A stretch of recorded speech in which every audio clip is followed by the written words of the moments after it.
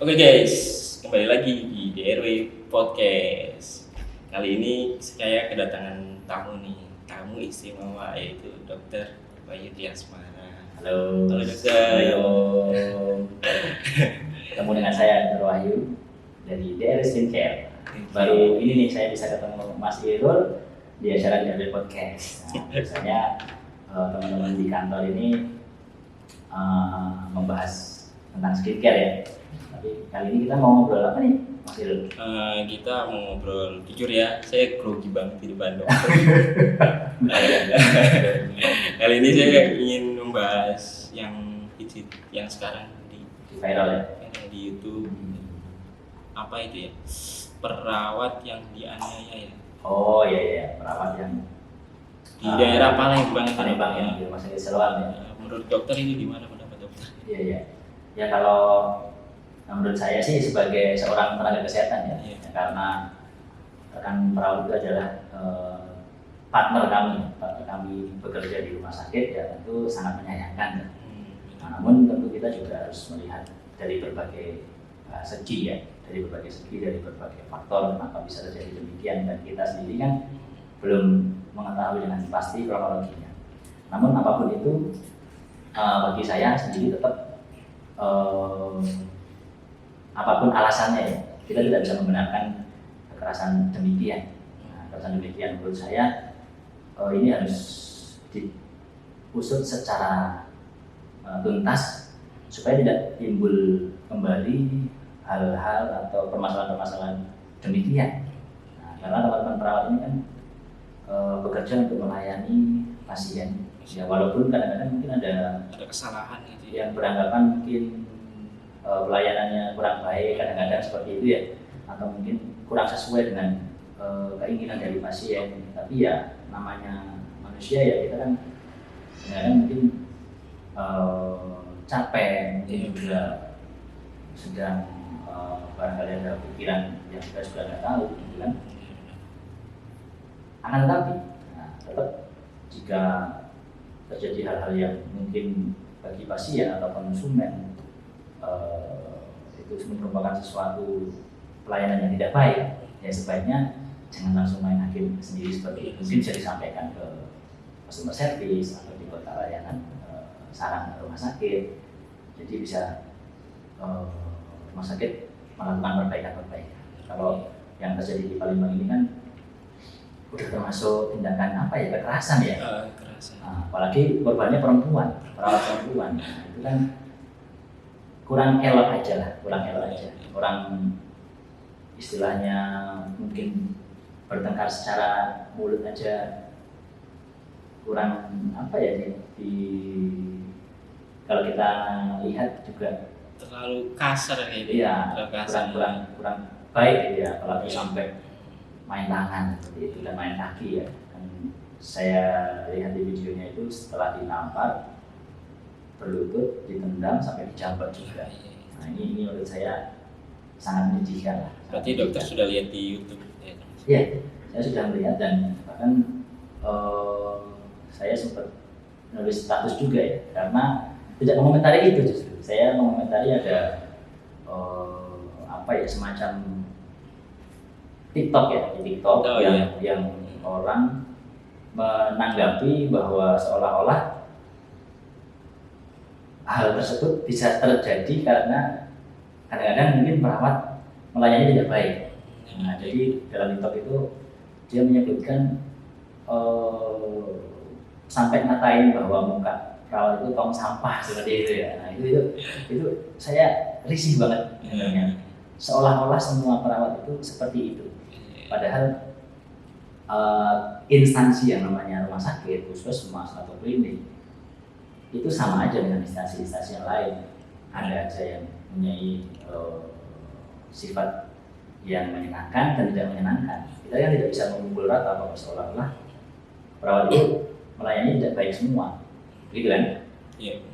Pada itu di semua instansi saya kira demikian ya. Di semua instansi yang melayani masyarakat itu saya kira ada saja orang yang baik dan kurang baik. Saya tidak bilang tidak baik ya, yang kurang baik. Jadi ada yang baik, ramah, melayani, tapi ada yang mungkin judes. Tapi kan kita tidak bisa memukul rata itu. Hampir di semua instansi saya yakin pasti ada, nggak cuma di instansi kesehatan aja gitu kan. Namun tidak bisa kita memukul rata dan istilahnya kita menjudge bahwa profesi A, profesi B ini adalah profesi yang tidak baik. Belum tentu juga kita lebih baik dari orang yang kita kata-kata itu kan. Belum tentu kita lebih baik. Jadi ada baiknya di tengah konflik atau adanya permasalahan seperti ini kita introspeksi diri juga, tidak lantas ikut latah, justru menambah keributan atau kisruhan dengan mengeluarkan kata-kata yang menyakiti hati lebih banyak orang lagi. Saya kira kita harus bisa menahan diri lah, terutama di masa-masa di bulan suci ini untuk bisa menjaga lisan kita terkait kasus ini. Jadi jangan ikut-ikutan untuk justru malah memperkeruh suasana dan menghakimi yang dimana sedang mencari keadilan. Jadi rekan-rekan dari perawat yang mengalami kekerasan ini kan sedang mencari keadilan. Ya biarkan saja hukum yang membuktikan ya. Jangan justru malah merambat kemana-mana seolah-olah perawat-perawat di Indonesia itu tidak baik atau mungkin seolah-olah melayani tidak sepenuh hati.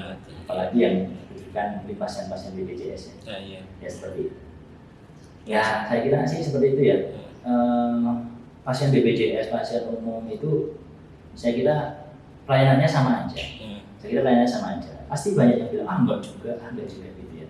Kadang-kadang pasien BPJS ditolak. Jadi sebenarnya kalau teman-teman mau belajar dan mau tahu itu perlu datang langsung ke rumah sakit. Kenapa kadang-kadang pasien BPJS itu tidak mendapatkan ruangan?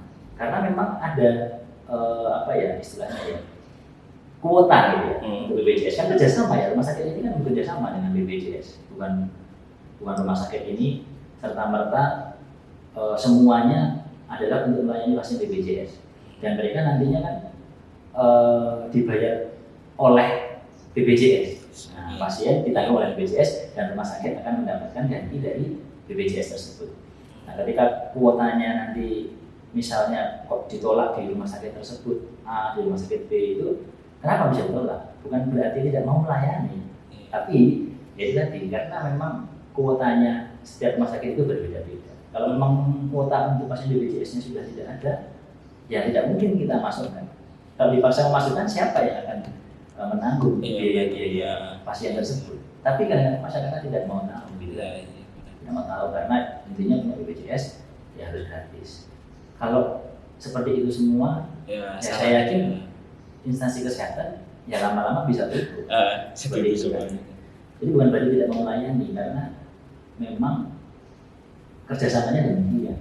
Bahkan obat pun dibatasi pemberiannya, tidak bisa langsung atau tidak bisa memilih obat. Jadi sudah ada istilahnya obat-obat yang diperuntukkan untuk pasien-pasien BPJS. Itu dilindungi di situ ya terkait pelayanan rumah sakit yang bekerjasama dengan BPJS. Bagus sih programnya, sangat bagus, membantu sekali masyarakat.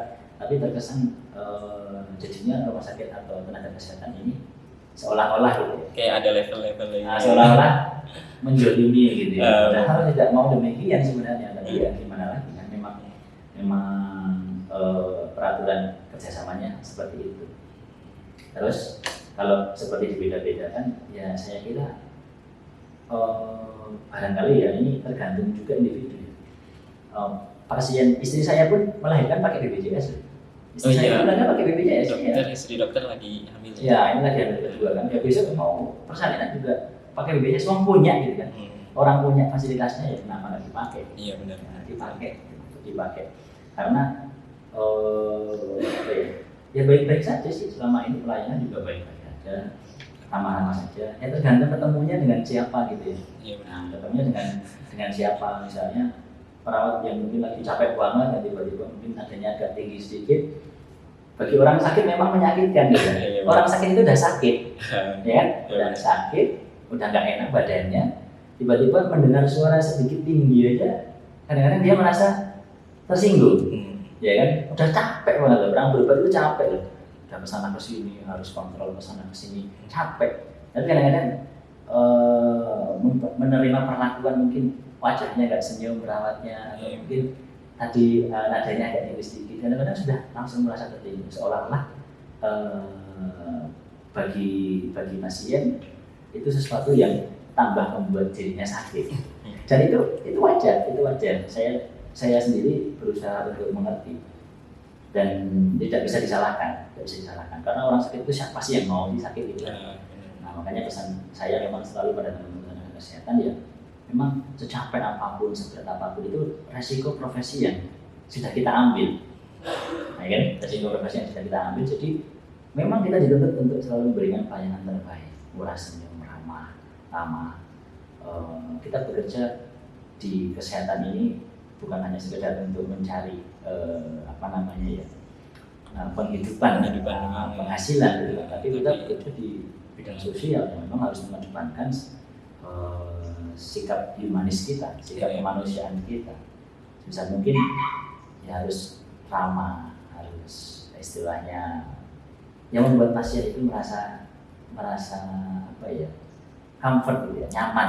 Care ya, karena orang sakit itu tadi udah sakit, lelah lah, dan nggak enak badannya, kadang-kadang sensitif sekali melihat wajah yang kurang ramah, suara yang agak meninggi, itu udah langsung waduh nggak enak, gitu kan. Padahal sih itu biasa seperti itu, gitu kan. Istilahnya memang wajahnya begitu. Kadang-kadang ada orang kan yang tipikal wajahnya memang bukan gimana ya? Ya kadang-kadang memang susah senyum kan ada gitu ya. Ada kan? Ya, udah senyum tapi masih kelihatan kaku aja ada. Jutek gitu kan. Ya memang kalau kita udah mengambil resiko bekerja di kesehatan ya harus belajar senyum. Nah itu sih saya harap pendapat-pendapat yang membenarkan istilahnya bahwa perawat itu hanya melayani yang pasien yang umum, BPJS tidak dilayani dengan baik. Ya mungkin ada yang seperti itu, tapi kita tidak bisa menutup mata bahwa lebih banyak insya Allah perawat-perawat, dokter atau tenaga kesehatan lain yang memberikan pelayanan setulus hati kok, memang ingin membantu melayani konsumen itu sembuh. Jangan dipukul rata. Karena kita ini sering kali mengambil kesimpulan dari sesuatu yang mungkin hanya kita dengar saja, tidak kita alami, atau yang kita alami tapi seolah-olah itu terjadi pada semua orang. Nah, kadang-kadang kita ngambil kesimpulan dari situ. Nah, kita juga harus introspeksi diri. Apakah kita juga sudah sering menghargai orang lain? Apakah kita juga sering baik sama orang lain? Sehingga ketika kita bertemu orang, bertemu si A, si B juga mendapat perlakuan atau mendapat pelayanan yang baik gitu ya. Kadang-kadang kita nggak berpikir sejauh itu ya. Iya benar-benar nggak berpikir sejauh itu. Jadi introspeksi. Mari kita saling introspeksi diri, saling memperbaiki diri supaya hubungan baik antara manusia itu juga terjalin baik gitu ya. Kesinambungan lah. Ya, kadang-kadang kita suka ikut-ikutan menyerang, wah begini, wah tidak baik, dokter nggak baik, mata duitan segala macam.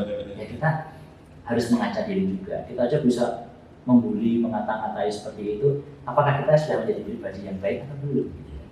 Jadi nggak ada salahnya kan kalau dia mendapatkan perlakuan yang tidak baik, mungkin bertemu dengan orang-orang di luar kan, karena sikapnya atau sifatnya aja udah demikian, senang menjatuhkan, senang membuli, senang mengintimidasi. Itu orang baik atau tidak kalau itu? Tidak kan, jadi mari kita introspeksi diri. Itu sih menurut saya, jadi kasus ini harus dituntaskan supaya tidak terjadi hal-hal yang serupa di masyarakat sehingga menimbulkan trauma para petugas kesehatan seperti itu. Hari ini kan teman-teman tenaga kesehatan ini sedang berjuang di garda terdepan ya, untuk melawan pandemi COVID ini. Jadi janganlah menambah penderitaan dengan perkataan-perkataan yang buruk. Jadi mereka sedang berjuang untuk hak mereka. Mereka yang sedang mengalami kekerasan ini sedang berjuang untuk menuntut keadilan. Jadi kita tunjukkan simpati kita, tunjukkan empati kita kepada rekan-rekan perawat ini. Jangan menambahi kisruhan, jangan menambahi dengan perkataan-perkataan yang menyakitkan. Nah, saya kira itu sih Mas Jo. Nah, terus kan perawat juga banyak yang yang terdampak COVID juga tuh kan. Ya. Nah itu ya pokoknya dia itu gimana ya, benar-benar membantu banget dia. Ya, Nah, di era pandemi ini ya. di era Ya, pandemi, betul. banyak korbannya juga ya. Betul. Perawat Jadi, juga itu. iya betul. Salah satu. Dokter perawat itu banyak yang menjadi korban COVID juga gitu. Hmm. Jadi kadang-kadang mereka juga harus apa ya, menjaga jarak dengan keluarga mereka, rela tidak pulang ke rumah dulu. Dan bahkan seharian harus pakai hazmat, itu kan panas sekali. Nah, maka dari itu memang kadang-kadang melelahkan. Jadi kerjanya ini hari ini teman-teman tenaga kesehatan itu tidak seperti dulu. Dulu kan bebas ya, istilahnya tidak terlalu dengan protokol yang begitu ketat gitu kan. Sekarang harus pakai masker, hazmat, double itu pengap loh. Apalagi pakai kayak Ya, baju astronot itu betul, ya, kan pengap, kurang oksigen, mungkin juga lelah sekali gitu kan. Ya, benar. Kalau mungkin agak pelayanannya mungkin agak kurang atau mungkin agak apa ya, seperti yang terjadi pada kasus Palembang ini kan, itu kan membuka aboket gitu ya, infus gitu kan, dan keluar darahnya gitu kan, seolah-olah itu dianiaya. Jadi itu jamak terjadi ya. Seringkali setelah disuntik misalnya atau diambil darahnya, lalu sudah di plaster, tapi kadang-kadang darah itu bisa jadi masih merembes gitu ya, nah, masih keluar padahal sudah ditekan dengan kapas alkohol gitu. Kadang-kadang masih bisa terjadi, dan itu sebenarnya juga bisa ditangani gitu kan, juga bisa ditangani dan tidak perlu istilahnya keburu emosi atau keburu panik. Nah, yang terjadi kan demikian. Pasien ini ada masalah mungkin Nah, sebelumnya juga ya, kan. ya itulah yang kita juga tidak tahu. Makanya saya kalau untuk permasalahan yang di belakang itu juga tidak mau berkomentar.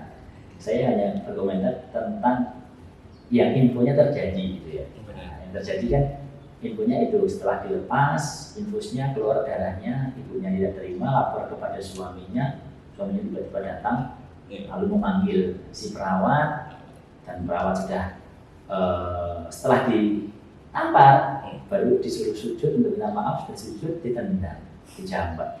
Nah itu jadi di sini saya mengkritisi itu. Kenapa harus sampai emosi itu? Nah, emosi itu. Jadi ini pelajaran berharga buat kita semua untuk bisa menahan diri, gitu ya, untuk bisa menahan diri. Memang problematika hari ini cukup pelik ya di masyarakat ya, sehingga mungkin kita jadi mudah emosi gitu ya. Apalagi ya mohon maaf ya, ini di era pandemi ini kan banyak hal-hal yang mempengaruhi emosi seseorang ya. Bisa jadi dari perekonomian gitu kan, pendidikan gitu kan, ekonomi usahanya lagi sulit, pendidikan misalnya daring di rumah, wah itu kan orang tua jadi tambah pusing lagi. Perusahaan gitu. juga sekarang lagi Ya, turun banget turun gitu kan. Jadi banyak hal yang mempengaruhi emosi seseorang sih memang. Tapi ya tadi kita harus bisa menempatkan emosi itu. Jangan sampai justru malah merugikan. Ya, sekarang kan jadi malah rugi. Beliau yang melakukan tindakan kekerasan itu akhirnya malah harus mempertanggungjawabkan di hadapan hukum, harus ditangkap Pak polisi, harus menghadapi persidangan yang mungkin cukup panjang. Jangan sampai kita mengalami hal-hal seperti itu ke depan. Kira-kira sih seperti itu. Oke. Udah Ya. dokter. Itu aja. Oke, terima kasih dokter Ya. udah datang di podcast.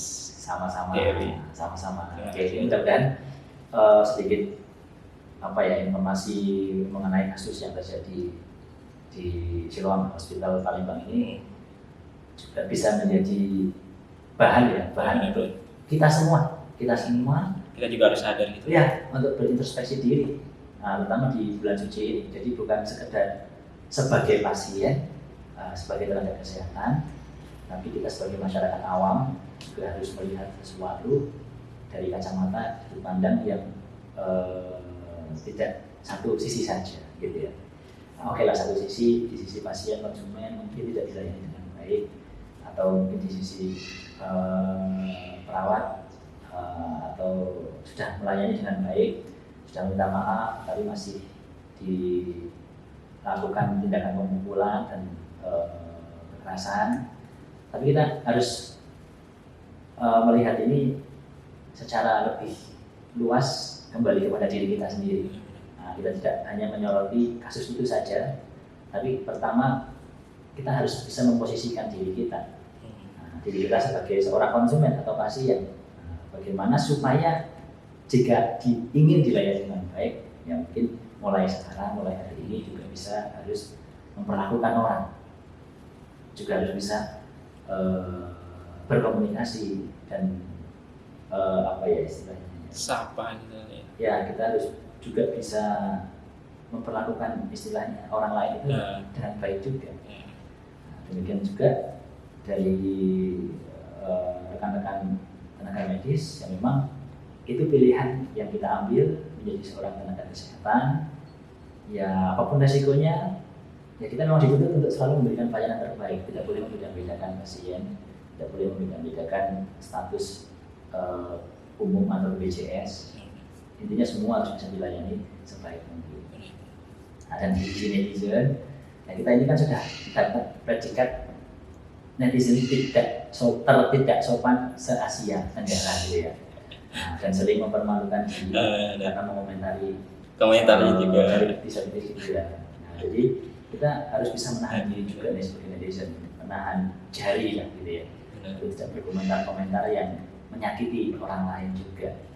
Apa bedanya ketika kita berkomentar buruk pada orang lain? Apakah kita sudah lebih baik dari orang itu? Gitu kan? Sama saja gitu. Sama saja kan? Nah, sama saja. Jadi ayolah kita berusaha untuk saling berintrospeksi diri dengan kasus ini. Kita berusaha. Kita mungkin bukan orang baik ya. Kita mungkin bukan orang terbaik, tapi kita harus selalu berusaha untuk menjadi orang baik. Jangan lebih baik lagi. Lebih baik lagi dan terus lebih baik lagi. Jadi saya kira itu sih Mas Irul pesan-pesan kita menanggapi dari kasus ini. Kalau yang sebenarnya kan yang mungkin nanti kita kan baru mendengar infonya ya di sosial media aja atau di berita aja. Kita belum tahu nih kronologi yang pastinya seperti apa gitu kan. Itu nanti ya di persidangan. Kita tidak perlu mengenali terlalu jauh. Yang jelas kami, saya memang mengutuk keras kekerasan seperti demikian. Semoga tidak terjadi lagi di masa-masa yang akan datang. Dan mari jadikan ini introspeksi buat kita semua supaya menjadi pelajaran kita semua. Ya, beri yang lebih baik lagi. Betul. Oke, Mas Irul ya. Mungkin itu yang bisa saya sampaikan teman-teman. Terima kasih. Next kita ngobrol lebih banyak lagi ya tentang materi-materi kesehatan yang lain. Di lain kesempatan ya. Yes. Terima kasih. Terima kasih teman-teman. Oke, terima kasih.